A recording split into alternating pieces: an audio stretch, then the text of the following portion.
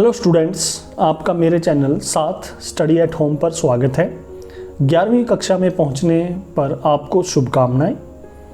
इस संकट में कोरोना काल में आपकी जो स्टडी है वो इसी चैनल के माध्यम से जारी रखी जाएगी। अर्थशास्त्र के बारे में मैं आपको बताऊं, यह एक रोजगार से जुड़ा हुआ सब्जेक्ट है।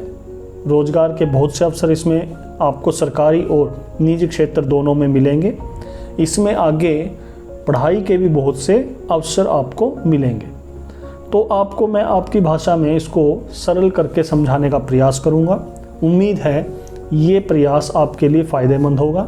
फिर भी आपके अगर कोई सुझाव या शिकायतें हैं तो वो अपेक्षित हैं, वो आप कमेंट बॉक्स में लिखकर मुझे भेज सकते हैं। धन्यवाद। स्टूडेंट्स, आज के लेक्चर में हम आपका सेकंड अध्याय आंकड़ों का संकलन वो शुरू करेंगे। इससे पहले जो हमारा पहला अध्याय था उसमें हमने समझा था अर्थशास्त्र क्या है, अर्थशास्त्र के विभिन्न घटक, विभिन्न परिभाषाएं, उसके बाद सांख्यिकी का अर्थ, सांख्यिकी की परिभाषाएं एक वचन और बहुवचन के रूप में। तो बहुवचन के रूप में सांख्यिकी को आंकड़े कहते थे और एक वचन के रूप में हमने सांख्यिकी की 5 अवस्थाएं की थी। उसके बाद सांख्यिकी की सीमाएं हमने की थी। सीमाओं के बाद अविश्वास के कारण और किस प्रकार से उस अविश्वास को दूर किया जा सकता है, तो ये सभी हमने पिछले अपने अध्याय में कवर कर ली। जब हमने एक वचन परिभाषा के रूप में सांख्यिकी की 5 अवस्थाएं की, तो उन 5 अवस्थाओं में जो सबसे पहली अवस्था थी वो थी आंकड़ों का संकलन। तो यही आज हमारा चैप्टर है। जैसे जैसे आपके चैप्टर आएंगे तो सांख्यिकी की जो विभिन्न अवस्थाएं हैं वो आप पढ़ेंगे। तो 5 अवस्थाएं हमने की थी। सांख्यिकी की 5 अवस्थाएं, आंकड़ों का संकलन पहली, उसके बाद आंकड़ों का व्यवस्थीकरण दूसरी, तीसरी आंकड़ों का प्रस्तुतिकरण, चौथी आंकड़ों का विश्लेषण और 5वीं है निर्वचन के उससे हम निष्कर्ष निकालेंगे। तो ये 5 अवस्थाएं हैं। तो पहली अवस्था हमारी है आंकड़ों का संकलन। तो इस चैप्टर में अब हमारा जो पहला प्रश्न है कि आंकड़े कितने प्रकार के होते हैं, आंकड़े कितने प्रकार के होते हैं।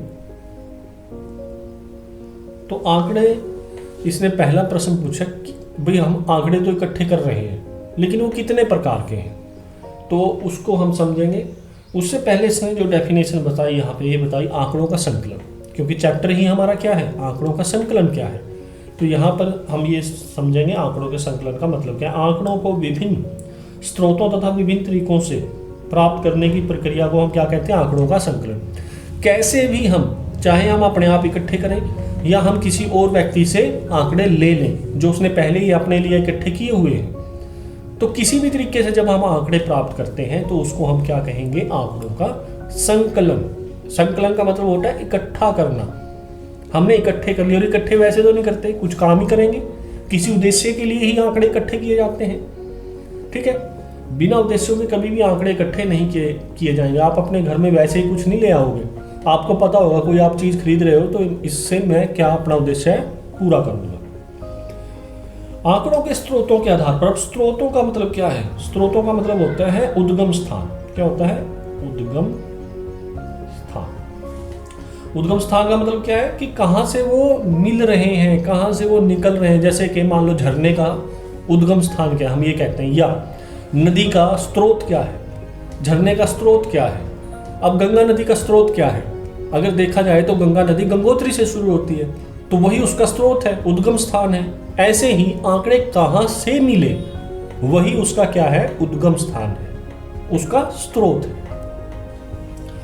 तो स्रोतों के आधार पर 2 प्रकार के आंकड़े होते हैं, प्राथमिक आंकड़े, द्वितीयक आंकड़े। प्राथमिक आंकड़े की डेफिनेशन क्या है, प्राथमिक आंकड़े वे आंकड़े हैं जो अनुसंधानकर्ता अपने उद्देश्य के लिए पहली बार आरंभ से अंत तक एकत्रित करता है। इसी कारण प्राथमिक आंकड़ों को मौलिक आंकड़े भी कहते हैं।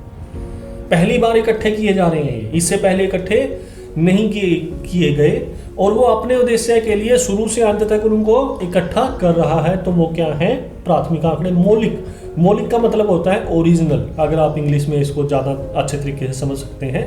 ओरिजिनल का मतलब क्या है कि वो उसके द्वारा ही इकट्ठे किए गए हैं, वो उससे पहले किसी द्वारा इकट्ठे नहीं किए गए। दूसरा, द्वितीयक या गौण आंकड़े। तो द्वितीयक आंकड़े वे आंकड़े हैं जो पहले ही अन्य व्यक्ति या संस्थाओं द्वारा एकत्रित किए जा चुके हैं और अनुसंधानकर्ता उनका सिर्फ क्या करता है, प्रयोग करता है। ठीक है, तो हमने दो आंकड़ों के वो समझ लिए। इसी प्रकार से दो आंकड़ों के दो स्रोत भी हो सकते हैं, प्राथमिक स्रोत और द्वितीयक स्रोत। वो आगे डेफिनेशन में आपको करवा दूंगा।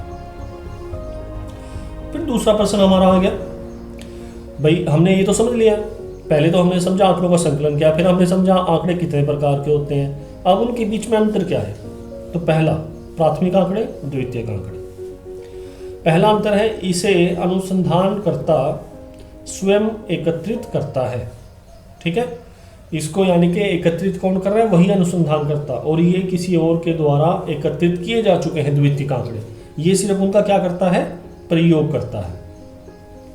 दूसरा, इसे एकत्रित करने में अधिक धन, समय और श्रम लगता है, यानी मेहनत ज़्यादा लगेगी, समय ज़्यादा लगेगा, धन ज़्यादा लगेगा। धन क्यों ज़्यादा लगेगा, जैसे जैसे हम मतलब आंकड़े इकट्ठे करेंगे, एक जगह से दूसरी जगह जाएंगे, हमारा समय वहाँ पर लगेगा, हमें किसी का सहयोग भी चाहिए होगा।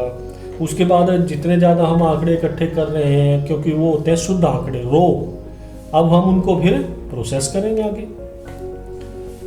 दूसरा, इन आंकड़ों के संग्रह में कम समय, श्रम और धन लगता है, क्योंकि किसी और के द्वारा पहले ही वो तैयार पड़े हैं। ठीक है ना, इकट्ठे किए हुए, हमें तो जाके वहाँ से सिर्फ उठाना है उनको। जैसे कि मान लो सेंसस है, सेंसस जनगणना होती है जो हर 10 साल बाद,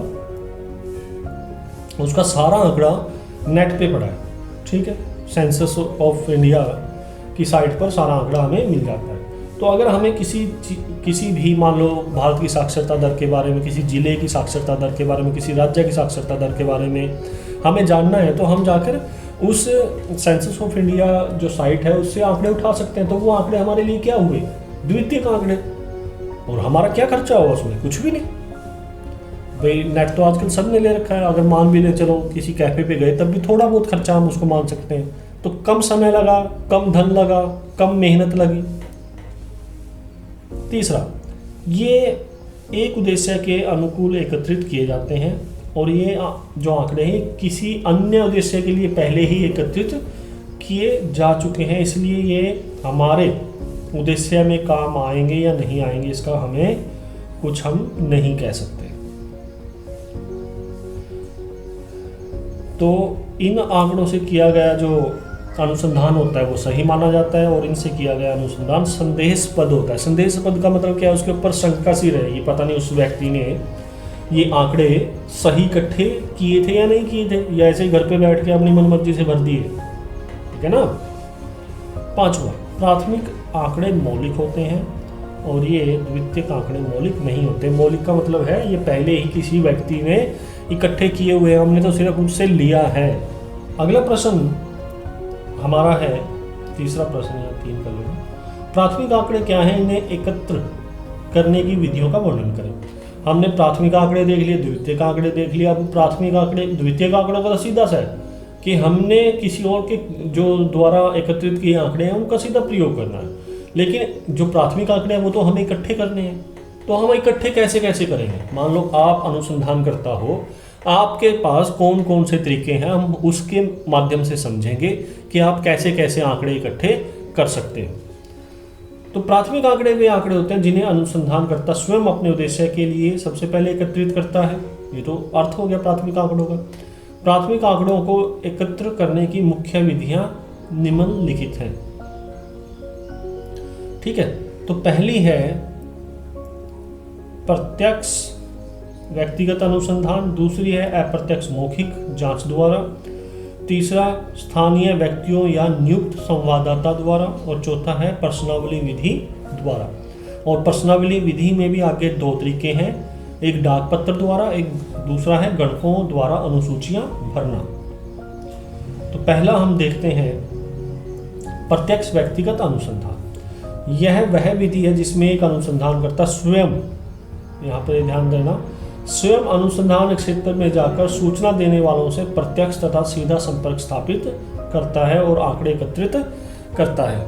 तो यानी कि वो खुद जा रहा है, जिससे आंकड़े उसको लेने हैं उसके पास वो जाता है, उसको व्यक्तिगत रूप से पूछता है। जैसे आपसे संबंधित आंकड़े उसको लेने हैं, तो आपसे संबंधित आंकड़े वो आपकी क्लास में आएगा 11वीं में, और 11वीं में आकर वो आपसे पूछेगा आपकी फैमिली क्या है, कहाँ से आप पहले पढ़े हो, कितने आपके मार्क्स थे, कौन सी जाति के हो, कौन से धर्म के हो, ठीक है, क्या एज है, क्या आपकी हाइट है, ये सारे आंकड़े मान ले वो आपसे इकट्ठा करता है सारी क्लास से। तो उसने क्या किया, उसने प्रत्यक्ष रूप से आपसे प्रश्न पूछकर उनके उत्तर भरे। कहाँ पर उपयुक्त है ये? अब ज़्यादा बड़े क्षेत्र में इसका प्रयोग नहीं हो सकता। कितने स्कूलों में चला जाएगा, कितनी क्लासेस से वो कर लेगा, बहुत समय लगेगा एक क्लास में, उसका कम से कम एक दिन लग सकता है या ज़्यादा भी लग सकता है, ठीक है। अगर डिटेल में आपसे वो बात करेगा तो बहुत समय लगेगा। तो ऐसे वो कितने स्कूलों को कवर कर पाएगा, ज़्यादा स्कूलों को कवर नहीं कर पाएगा।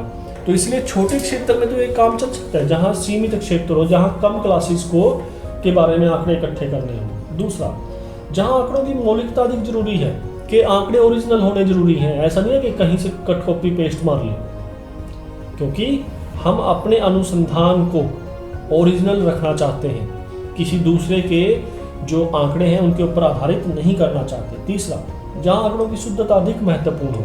अगर आंकड़े शुद्ध होंगे, हमारे आंकड़े शुद्ध होंगे, तभी तो हमारे निष्कर्ष अच्छे निकलेंगे। अगर हमारे आंकड़े ही गलत तरीके से इकट्ठे हुए हैं तो उनसे निष्कर्ष भी हमारे गलत ही निकलेंगे। चौथा, जहाँ आंकड़ों को गोपनीय रखना हो। गोपनीय का मतलब है कि किसी दूसरे को ना पता चले। जैसे डॉक्टर है, डॉक्टर आपसे मान लो आपके बारे में जो बातें हैं वो पूछता है, तो उन बातों को वो किसी और से नहीं ले सकता, क्योंकि उसको वो बातें क्या रखनी है, गोपनीय रखनी है, ठीक है। वो आपकी बीमारी को किसी और को नहीं बताएगा, जो वो आपकी परेशानी को किसी और को नहीं बताएगा। तो वो क्या है, प्रत्यक्ष व्यक्तिगत अनुसंधान। पांचवा, जहां अनुसंधान में गहन अध्ययन की आवश्यकता हो, क्योंकि डिटेल में बात की जा सकती है, और जहां सूचना देने वाले से संपर्क करना आवश्यक हो। तो सूचना देने वाले से संपर्क साधा जाना अगर जरूरी है और संभव है, तभी ये काम किया जा सकता है। मान लो सूचना देने वाला हमारे सामने है ही नहीं और उससे संपर्क नहीं साधा जा सकता, तो इस विधि का प्रयोग नहीं किया जा सकेगा। इसके गुण क्या क्या हैं? इससे प्राप्त आंकड़ों में शुद्धता अधिक पाई जाती है, ये हमने कर लिया, क्योंकि हमारे द्वारा ही इकट्ठे किए जा रहे हैं। एक ही व्यक्ति द्वारा आंकड़े लिए जाने के कारण आंकड़ों में एक रूपता पाई जाती है। एक रूपता का मतलब है एक जैसे। मान लो वो अगर लंबाई को इंच में दिखा रहा है तो इंच में सारे मिलेंगे, सेंटीमीटर में दिखा रहा है तो सेंटीमीटर में, फुट के हिसाब से दिखा रहा है तो फुट के हिसाब से मिलेंगे। ऐसे ही अगर वो वजन को ग्राम के हिसाब से दिखा रहा है तो ग्राम मिलेंगे, किलोग्राम के हिसाब से दिखा रहा है तो किलोग्राम मिलेंगे, ठीक है ना। एक रूपता पाई जाएगी। उसके क्वेश्चन पूछने का जो तरीका होगा वो भी एक जैसा होगा। जैसे मान लो उसने पहले आपसे आपका नाम पूछा, फिर आपकी फादर का नाम पूछा, आपके गांव का नाम पूछा, आप कौन सी कक्षा में पढ़ते हैं, किस स्कूल में पढ़ते हैं, क्या आपके सब्जेक्ट हैं, ये सारी चीज़ें एक उसमें लाइन में वो सभी से ऐसे ही पूछेगा। ऐसा नहीं होगा किसी से पहले उसका नाम पूछ लिया फिर उससे पूछा आपके सब्जेक्ट कौन से, तो वो एक रूपता नहीं उसमें मिलेगी। उनको फिर व्यवस्थित आपको करना पड़ेगा। तो ये आंकड़े एक रूप होंगे। उसके बाद इस विधि द्वारा एकत्रित आंकड़ों में मौलिकता पाई जाएगी, हम कर चुके हैं। ये आंकड़े अधिक विश्वसनीय होते हैं, ये भी कर चुके हैं। यह विधि लोचदार होती है जरूरत के अनुसार अनुसंधान करता प्रश्नों को घटा बढ़ा सकता है। अब आपसे प्रश्न पूछ रहा है, उसको लगा बच्चे बोर हो रहे हैं, इन प्रश्नों का वो उत्तर नहीं दे पा रहे इतने ज़्यादा प्रश्नों का, तो वो उसको कम कर देगा आपकी स्थिति को देखते हुए। अब इसके अवगुण क्या है? यह विधि बड़े क्षेत्र के लिए अनुपयुक्त है। ज़्यादा बड़े क्षेत्र को कवर नहीं किया जा सकता, क्योंकि बहुत ज़्यादा समय, मेहनत और धन लगता है। इसमें व्यक्तिगत पक्षपात होने का डर बना रहता है। अब वो जो अनुसंधान करता है वो किस तरीके से आपसे प्रश्न पूछे कि जो वो आपसे जानना चाहता है उसी प्रकार से वो क्वेश्चन आपसे पूछ ले, ठीक है ना। आपको किसी बात के बातों में वो डरा दे, ताकि जो आप उत्तर चाहते हैं वही उत्तर आप उसको दें। तीसरा, विस्तृत क्षेत्र होने पर इस विधि से अच्छे परिणाम नहीं आते। क्यों नहीं आते? क्योंकि विस्तृत क्षेत्र को कवर करना मुश्किल होता है। ठीक है, इतना डिटेल में विस्तृत क्षेत्र को कवर नहीं किया जा सकता, क्योंकि उस अनुसंधानकर्ता की भी अपनी सीमाएं हैं काम करने की, और जो अच्छे तरीके से फोकस्ड तरीके से काम करना उसकी अपनी सीमाएं हैं। तो ज़्यादा बड़े क्षेत्र में वो उस प्रकार से अच्छे तरीके से काम नहीं कर पाएगा। चौथा, श्रम शक्ति और अधिक धन का प्रयोग होता है और इस विधि में अधिक समय लगता है, ये हम कर चुके हैं। दूसरी विधि, प्रत्यक्ष अप्रत्यक्ष मौखिक जांच द्वारा या अनुसंधान द्वारा। यह वह विधि है जिसमें किसी समस्या से अप्रत्यक्ष रूप से संबंध रखने वाले व्यक्तियों से पूछताछ द्वारा आंकड़े प्राप्त किए जाते हैं। अब जिसके बारे में आंकड़े इकट्ठे किए जाने हैं उससे संबंधित कोई व्यक्ति है जो उनके बारे में जानता है, तो जाके हम उससे आंकड़े इकट्ठे करें, उन व्यक्तियों से इकट्ठे ना करें। जैसे एक मिल मालिक है, उसके जो मजदूर हैं, हमें उन मजदूरों के बारे में आंकड़े चाहिए, लेकिन हम उन मजदूरों से सीधा ना पूछकर किससे पूछ लें? उस मिल मालिक से, क्योंकि उसको उन मजदूरों के बारे में पता है। अब उसके पीछे कई कारण हो सकते हैं। मान लो हम उन मिल मजदूरों की भाषा नहीं जानते, तो हम उस कारखाना मालिक से उनके बारे में आंकड़े ले सकते हैं। ऐसे ही मान लो आपके बारे में जो आंकड़े हैं बच्चों के बारे में, वो आपसे ना लेकर अगर प्रिंसिपल से ले लिए जाएं, ठीक है, तो प्रिंसिपल जानते हैं आपके बारे में, उनके पास सारा आंकड़ा है आपका, तो बहुत जल्दी काम निपट जाएगा। तो ये वही तरीका है उपयुक्तता। जहां अनुसंधान क्षेत्र बड़ा हो तो वहां पर ये काम आएगा, क्योंकि बड़ी जल्दी काम निपट सकता है।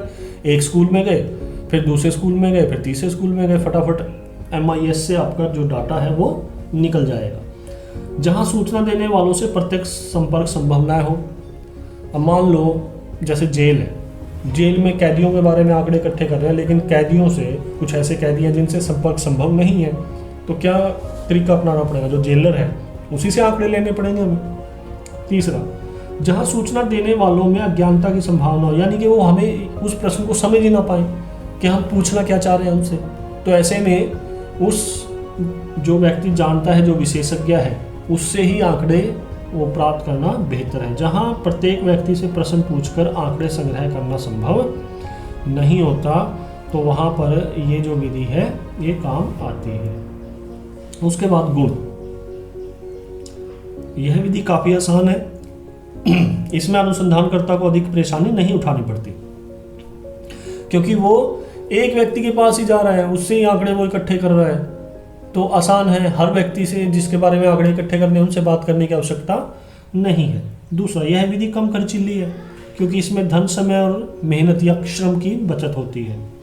इसमें व्यक्तिगत पक्षपात का अभाव पाया जाता है, क्योंकि जो अगले वाला व्यक्ति है, जो उसके बारे में जानकारी रखता है, ठीक है, वही आपको सूचनाएं दे रहा है, तो उसमें आपके कि आप उससे किस प्रकार से प्रश्न पूछोगे, उनको बहला फुसला के या उनको अपनी तरफ से हिंट देकर उससे अपनी मनमर्जी के उत्तर ले लोगे, इस प्रकार की संभावना इसमें नहीं मिलेगी। चौथा, इस विधि में विशेषज्ञों की राय तथा सुझाव प्राप्त किए जा सकते हैं, क्योंकि विशेषज्ञों से ही हम आंकड़े प्राप्त कर सकते हैं, जो जानकार हैं उनसे हम आंकड़े प्राप्त कर सकते हैं। पांचवा, यह विधि विस्तृत क्षेत्र के लिए उपयुक्त है। दोष क्या है या कमियां क्या हैं? साक्षियों की लापरवाही, अज्ञानता व पक्षपात के कारण आंकड़ों के गलत होने की संभावना रहती है।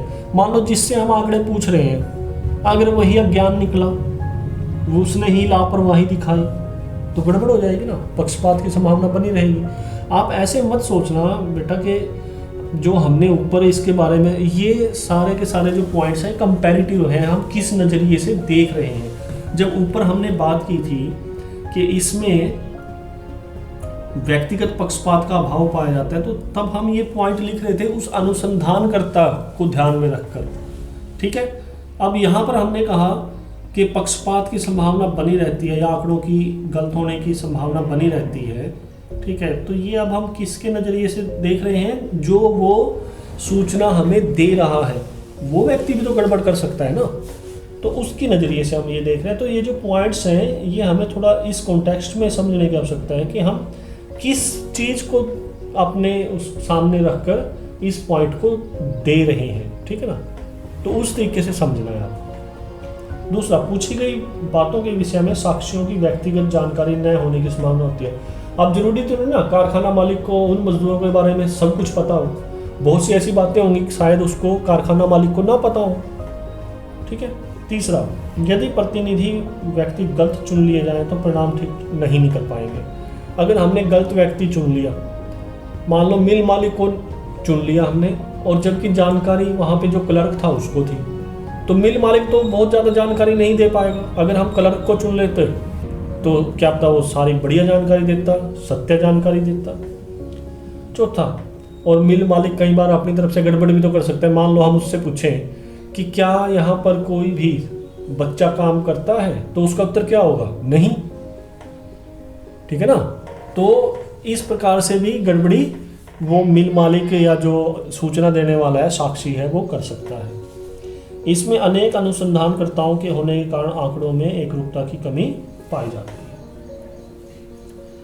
तीसरा, स्थानीय व्यक्तियों या नियुक्त संवाददाताओं द्वारा इस विधि में अनुसंधानकर्ता अनुसंधान क्षेत्र के विभिन्न भागों में सूचना प्राप्त करने हेतु स्थानीय प्रतिनिधि या एजेंट नियुक्त कर देता है।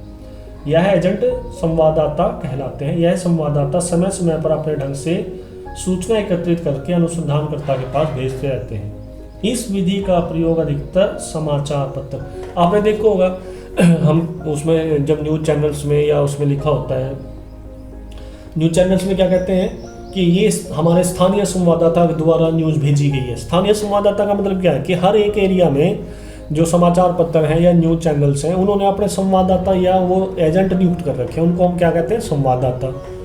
जैसे कि मान लो वो है डीडी न्यूज़ है, उसने अपना एक यहाँ पर पत्रकार वो नियुक्त कर दिया, तो इस कुरुक्षेत्र में, तो इस डिस्ट्रिक्ट से संबंधित जो सूचनाएं होंगी, जो खबरें होंगी, अब वो देगा उसको, ठीक है। तो जहाँ भी खबरें होती है वो वहाँ पर पहुँच जाते हैं। तो इसका मतलब वो कोई एक जगह पे नहीं बैठे रहते, वो पूरे एरिया को कवर करते हैं। तो इसका मतलब वो बड़े एरिया को कवर करने में सक्षम होते हैं। उपयुक्त कहाँ पे है? सीधी सी बात है कि जहाँ पर ज़्यादा शुद्धता की आवश्यकता नहीं होती। आप 4 चैनल्स पे खबर देखोगे, सेम खबर में अलग अलग कुछ ना कुछ वो अंतर मिलते हैं। कहीं में आंकड़ा कुछ मिलेगा, कुछ दूसरी न्यूज़ में आंकड़ा कुछ मिलेगा। तो यानी कि कहीं ना कहीं इसमें शुद्धता की कमी रह जाती है। लेकिन फिर भी खबर होनी चाहिए, ठीक है ना। आदमी थोड़ा बहुत ऊपर नीचे मतलब कि हम भी समझ लेते हैं या वो डिस्क्लेमर दे देते हैं। अनुमान संबंधित क्षेत्र विस्तृत और बड़े क्षेत्र को कवर कर सकती है ये विधि। सूचनाएं नियमित रूप से एकत्रित करनी। और कोई ऐसा तो नहीं कि भाई आज सूचना, आज कोई खबर बन गई, इसके बाद कोई खबर नहीं बनेगी, क्या अब तक कल फिर खबर बने, ठीक है। तो निरंतर चलती रहती है उस एरिया से। अब आपके डिस्ट्रिक्ट की, आपके शहर की जो खबरें हैं वो न्यूज़पेपर में डेली आती है ना। एक खबर के बजाय कोई दूसरी खबर आ जाएगी, कोई उससे आगे दूसरी खबर आ जाएगी। गुण, कम खर्चीली है क्योंकि एक बड़े एरिया को एक व्यक्ति कवर कर रहा है। इसमें समय, धन और परिश्रम की बचत होती है। दूसरा, इस विधि से दूर दूर के स्थानों से लगातार सूचनाएं प्राप्त की जा सकती है। मान लो बहुत दूर लेह लद्दाख है, लेह लद्दाख में स्पेशल कौन बंदा जाएगा, तो वहाँ पे एक व्यक्ति नियुक्त कर दिया, तो दूर का स्थान है, ठीक है, दुर्गम स्थान है, लेकिन वहाँ से भी जो सूचनाएं हैं वो लगातार हमें मिलती रहती हैं। यह विस्तृत क्षेत्र से आंकड़े एकत्रित करने में उपयुक्त है। और चौथा, इसके द्वारा जो परिणाम हैं वो आसानी व शीघ्रता से प्राप्त हो जाते हैं, ठीक है। वह दोष, इसके द्वारा प्राप्त आंकड़ों में शुद्धता और मौलिकता का अभाव पाया जाता है। हम किसी और से पूछ के आंकड़े प्राप्त करते हैं तो सीधी सी बात है कि उनमें शुद्धता की कमी पाई जा सकती है, ठीक है। दूसरा, यह आंकड़े संवाददाता के पक्षपात से प्रभावित होते हैं। तो वो जब न्यूज़ लेता है, किसी का इंटरव्यू लेता है, तो वो इंटरव्यू लेते समय अपने हिसाब से उससे प्रश्न पूछेगा। तो जो वो निकलवाना चाहता है वो अगला व्यक्ति उसको बताता है। तो यानी कि जो संवाददाता है उसके पक्षपात से प्रभावित होता है किस न्यूज़ को देना है। जैसे आजकल तो जो न्यूज़ चैनल्स हैं उनके ऊपर ये आरोप लगते हैं कि वो सारा दिन क्या है सरकार की बखान करते हैं, उससे प्रश्न नहीं पूछते, यानी कि क्या है उनका पक्षपात है पत्रकारों का, अगर इस तरीके से हम देखें इस चीज़ को। ठीक है, तो हर बार ऐसे ही वो लगते हैं इसके ऊपर हमारे जो न्यूज़ चैनल है कि वो सिर्फ सरकार की, कोई भी सरकार आए तो उस सरकार की ही तरफदारी वो करते हैं, बखान करते हैं। तो उससे ये हम समझ सकते हैं कि पत्रकार भी पक्षपात कर सकते हैं। तीसरा, आंकड़े भिन्न भिन्न संवाददाताओं द्वारा अलग अलग विधियों से एकत्रित किए जाते हैं, इसलिए इनमें एकरूपता का अभाव पाया जाता है। अलग अलग जो पत्रकार हैं वो अपने, या संवाददाता हैं वो अपने अपने तरीके से आंकड़े इकट्ठे करेंगे। किसी का मान लो कोई न्यूज़ देने का तरीका दूसरा होगा, किसी का दूसरा होगा। कोई उसकी डिटेल पहले देना पसंद करेगा, कोई किसी खबर की डिटेल बीच में देना पसंद करेगा, कोई उस खबर की डिटेल बाद में देना पसंद करेगा। तो वो अलग अलग संवाददाता का अपना अलग अलग ढंग होता है। चौथा, सूचना प्राप्त होने में देरी हो सकती है क्योंकि अब उस व्यक्ति को उस खबर तक पहुंचने में टाइम लग सकता है और आगे पहुंचाने में समय लग सकता है। उसके बाद चौथी जो हमारी विधि है, प्रश्नावली एवं अनुसूचियों के द्वारा सूचनाएं। इस विधि में अनुसंधानकर्ता प्रश्नावली तैयार करता है और उन्हीं प्रश्नों के माध्यम से सूचनाएं एकत्रित करता है। यह दो प्रकार से की जा सकती है, डाक विधि। अब इस डाक विधि की जगह पे आपके ईमेल विधि भी आ सकती है, ईमेल। ठीक है, क्योंकि आजकल डाक तो कोई भेजता नहीं है, सीधी ईमेल भेज देता है, बहुत जल्दी काम निपट जाता है। तो लगभग वही जो डाक विधि वाली बातें हैं वो हम ईमेल में भी लिख सकते हैं। तो डाक विधि क्या है? इस विधि में तैयार प्रश्नावली कुछ सूचना देने वाले व्यक्तियों के पास भेज दी जाती है। जब यह सूचना अनुसंधानकर्ता के पास पहुंचती है तो वह इन सूचनाओं को गुप्त रखता है।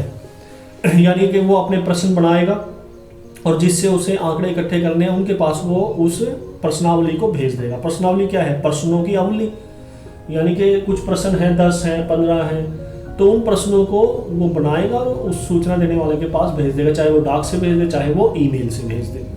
ठीक है।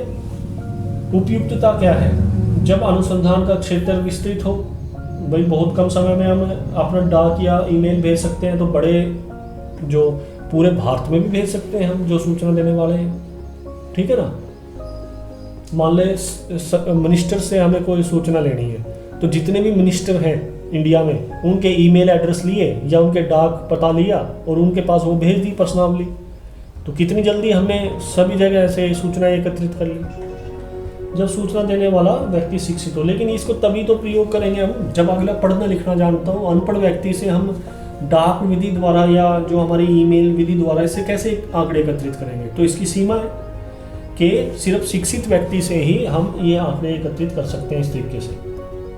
गुण, इस विधि में समय, श्रम और धन की बचत होती है। ये आंकड़े मौलिक एवं विश्वसनीय होते हैं और इस विधि द्वारा बड़े क्षेत्र से भी आंकड़े प्राप्त किए जा सकते हैं। ठीक है। अब गुण, इस विधि द्वारा प्राप्त सूचनाओं में सूचना भरते समय बहुत सी त्रुटियां रह जाती हैं। तो त्रुटियां मिलेंगी आपको, क्योंकि अगले ने जिसने वो प्रश्नावली भरी है, उत्तर दिए हैं, क्या जरूरी है उसने उसी फॉर्मेट में दिए हैं?